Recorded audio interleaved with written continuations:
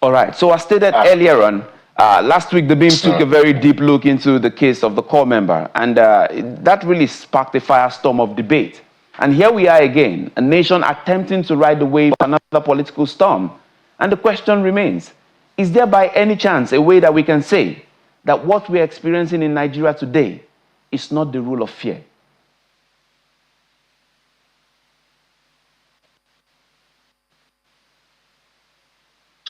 well, thank you very much. So please confirm you can hear me, because Clearly, clearly.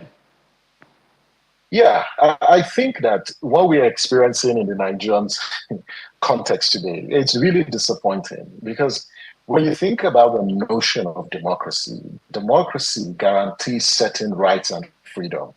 And principal amongst them is the freedom of expression, and that people have a right to voice their views, about how their society is governed. Because when you limit expression, what you become is an authoritarian state. And the classic point of a young lady who voiced her frustration in exercise of her democratic rights and the response that followed clearly tells you that we still have a long way to go in our journey of democratization.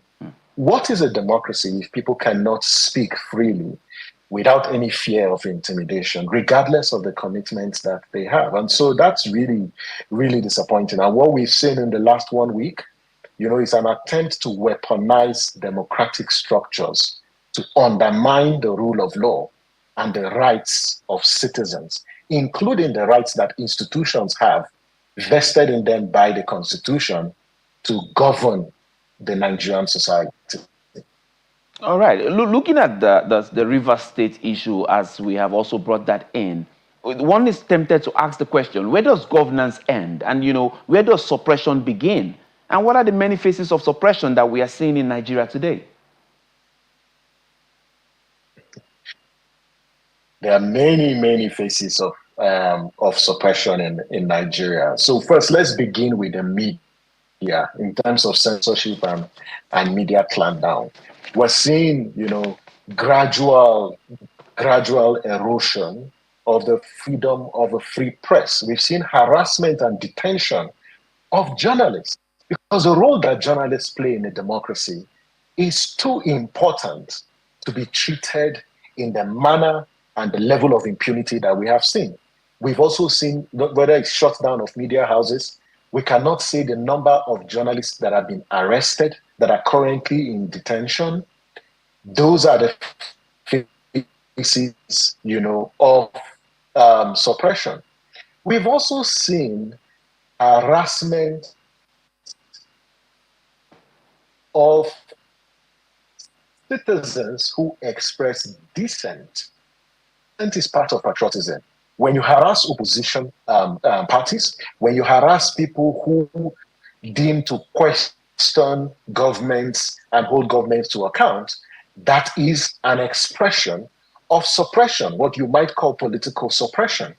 When you see institutions of state being captured and unable to perform their responsibility, whether they are regulatory institution, whether it's the judiciary or the legislature, what you get is state capture. State capture is an expression, of suppression within the democratic space. We've also seen, weaponization of poverty, whether high unemployment rates is one way, to suppress citizens, especially when you limit economic opportunities to certain people because of their geographical extraction or because of the religion that they represent.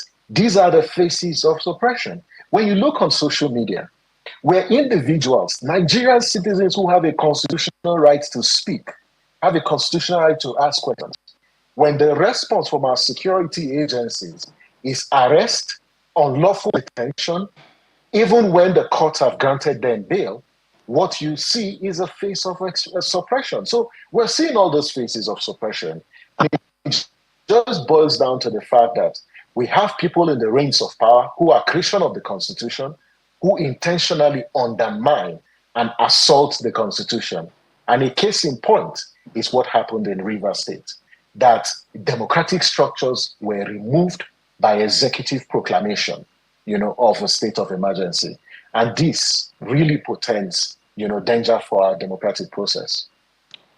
Yeah, it really does. And that brings me to the next question, which becomes, we have the people, we have the politicians, we have the unseen hands of some of the powerful elites, who some might call now the cabal. And then the question is, who controls the narratives of what Nigeria truly is today? Who can we really say these are the people who are dictating what Nigeria is today? Who can we pin it on?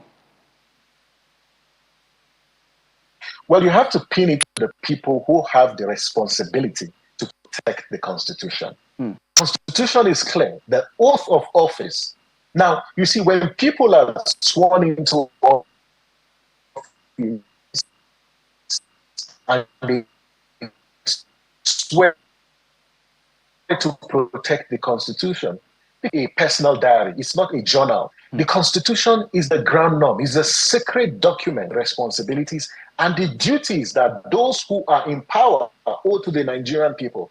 Because when people vote you into office, they are giving you certain powers to take decisions on our behalf, and you have a duty to be accountable to the people. That is why you have a constitution. So when you're saying who are those who are duty bearers, the president, our governors, our legislators in the state houses of assemblies and the National Assembly, our security agencies, people who have been appointed by people who have political or executive political powers, our local government chairmen, our councillors, all these people have a repository of political power, and they owe it to the Nigerian people to protect the Constitution because they swear by the Constitution. So if you ask me, those are the people that have a responsibility, including our security agencies, because they are also a creation of the state. Their responsibility is to defend citizens, but not to defend those who are in power at the expense of public interest. There's a reason why the overriding public interest is what should govern and regulate, whether it's security operations, security management, or governance. But a case where, because a political elite has access to power and they use that power to intimidate citizens, especially when citizens have asked right accountability questions, it is totally unacceptable and should be rejected by all means.